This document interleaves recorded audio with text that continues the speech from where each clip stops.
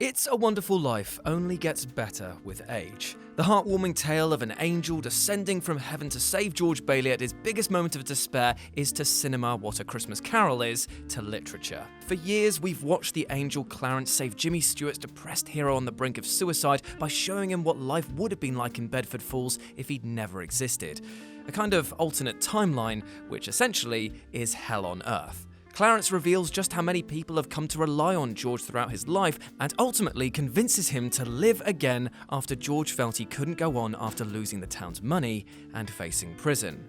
In the film's famous climactic scene, it turns out that Bedford Falls has come to George's rescue and bailed him out of his troubles with their own money. George has his family around him, all the townsfolk are celebrating and cheering for him, and it's hard not to have a lump in your throat by the end of it. But is it just me, or upon rewatching this countless times, you get the feeling that something doesn't quite sit right about this joyful and life-affirming tale?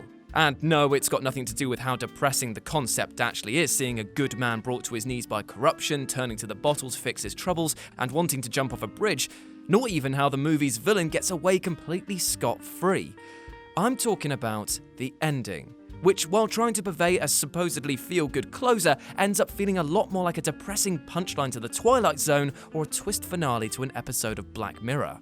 So come with me as we examine this ending a little closer, and you can see why It's a Wonderful Life has one hell of a depressing ending. I'm Jules, and this is That Film Theory. So, to get to the film's climax, let's go over the journey that brought George to breaking point. Our hero, George, is a young man with big dreams and aspirations to move away from the small-time life of Bedford Falls, go to college, see the world for himself, and hot dog, be an explorer. And with an apple pie attitude like that and a Ned Flanders level of positivity, surely he's going to achieve his goals and live a happy life away from this little town, right? Well, not exactly. Early on, we start to see a pattern of events that will stop George from taking the first exit out of Bedford Falls. We see him save his brother from drowning as a youngster, an incident that gave him permanent hearing loss, something which we actually need for later on. We then flash forward to see George as a young adult cancelling his plans to see the world because his father suffers a stroke and he's forced to look after the family business. While George thinks there'll always be another year, another time to travel, the reality is that now he's needed by the town, and although he hates the idea of running the bank and doesn't want to emulate his father's legacy of staying and being needed by the town, fate is clearly starting to play tricks to make this happen. You see, the richest man in town and villain of the piece, Mr. Potter, wants to wipe out George's father's building and loan company, which would suck for the locals big time. Potter got rich from greedily hiking up his property loans with his own banking company and wants to eliminate his only competition. With George's father out of the picture, the board of directors decide to keep the building and loan company open, but only if George himself stays to run it and cancel his plans to travel. Guilted into giving up his dreams, George gives away his college tuition savings, aka his ticket out of town, to his brother Harry, on the one condition that Harry takes over the buildings and loan company on his return. But he doesn't come back. Instead, Harry serves in World War II and earns a Medal of Honor for his efforts in the war. He gets a new position and leaves George behind. With no choice, George again delays his dreams for others and settles in to run the building and loans company. Eventually, he gets married, he settles down, he firmly puts his roots down in Bedford Falls, something he never wanted to happen. Not even his planned honeymoon materializes as he donates this money to keep the building and loan company solvent after a run on the bank. After again thinking about others over himself, he turns down a $20,000 salary to work for Mr. Potter, which is about $270,000 in this day and age. Instead, George creates Bailey Park, a housing development with small, affordable homes that would really give Mr. Potter a run for his money. But then along comes his uncle, a bumbler who puts the Three Stooges to shame, and who, like an absolute tit, manages to lose $8,000, or about $110,000 in today's value. This puts George up the creek without a paddle or a boat, and the river is made of excrement. It's bad, is what I'm trying to say. George is now blamed for losing the town's money and putting their homes and livelihoods at risk. Way to be thankful, right? George spirals into depression, alcoholism, suicide. The worst of the worst happens to him. He goes to Mr. Potter for a way out, but Potter turns him down and sums up the problem that George has lived with his whole life. His whole world has gone to hell. This leads George to the fateful moment of the movie where he contemplates jumping off a bridge to his death, when suddenly his guardian angel Clarence comes to talk him out of it.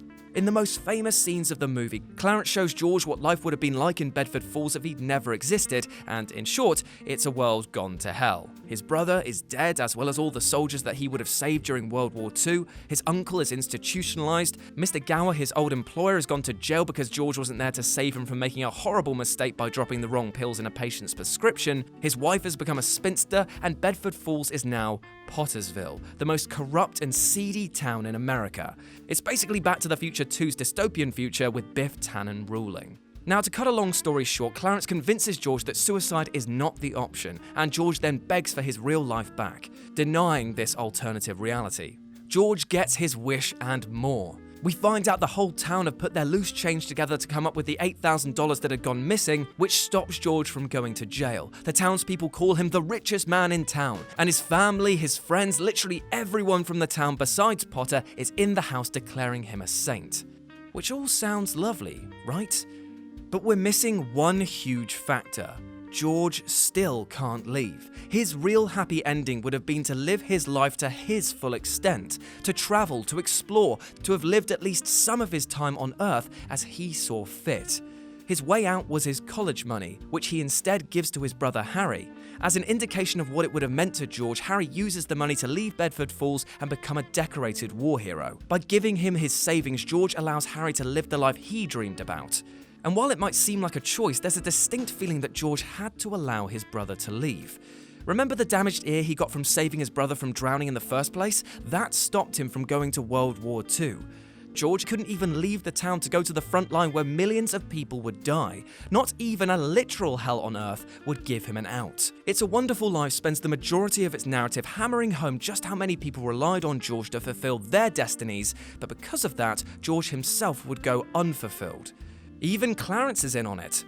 His desires in showing what George's life would have been like without him isn't an unselfish one. Clarence manages to earn his wings from it, an angel with his own purpose to climb in his profession. So even he needs George, apparently just the same as everyone else in Bedford Falls.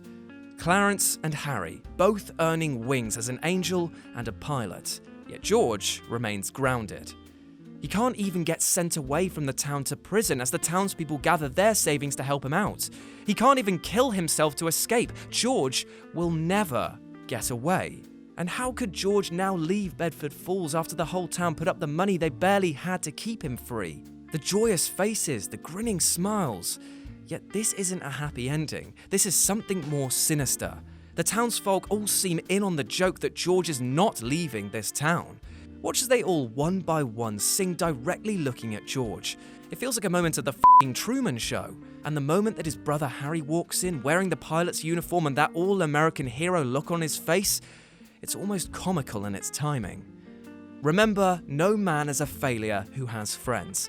He's rubbing it in. Before that moment, in Harry's eyes, George was nothing. Friends are now his only qualifier. Ultimately, all that George has managed to avoid at the end is going to one prison by staying in a slightly bigger one, where his family are his fellow inmates and the townsfolk are his wardens.